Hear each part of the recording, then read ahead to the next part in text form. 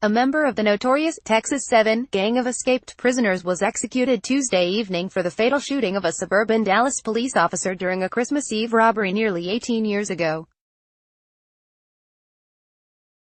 Joseph Garcia received a lethal injection at the state penitentiary in Huntsville for the December 2000 shooting death of 29-year-old Irving police officer Aubrey Hawkins.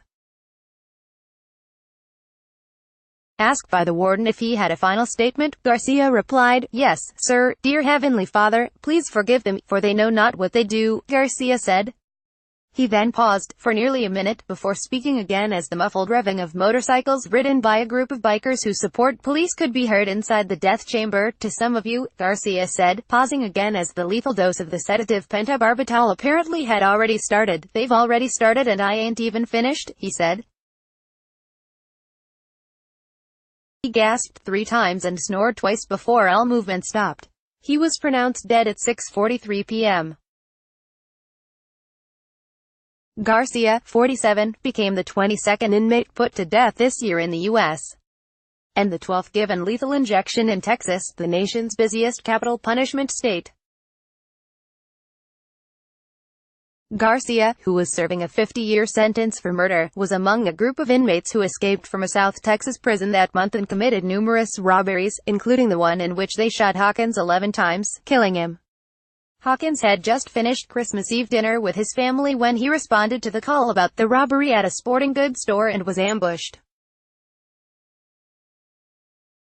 The escaped inmates were eventually arrested in Colorado, ending a 6-week manhunt. One of them killed himself as officers closed in, and the other 6 were convicted of killing Hawkins and sentenced to death. Garcia was the 4th of the group put to death. 2 others remain on death row. Garcia's attorneys had asked the U.S. Supreme Court to stop his execution, arguing he never fired his gun at Hawkins or intended to kill him. One of his lawyers, J. Stephen Cooper, said prosecutors didn't have any information that showed his client was one of the shooters. "He didn't do anything violent or prepare or encourage anybody else to do anything violent," Cooper said. The High Court rejected Garcia's appeals Tuesday evening. Garcia was convicted under Texas's law of parties, in which a person can be held responsible for another individual's crime if he or she assisted or attempted to help in the commission of that crime. At the time of the prison break, Garcia was serving time for the slaying of Miguel Luna in San Antonio. Luna's parents and his 3 daughters were among witnesses to Garcia's execution, along with 2 friends of Hawkins. They did not make themselves available to reporters following the punishment. Toby Shook, the lead prosecutor who handled Garcia's case and the 5 others who were tried, said that while authorities couldn't narrow down which escaped inmate used which gun to shoot Hawkins, the inmates acted as a team to commit the robbery and the officer's murder.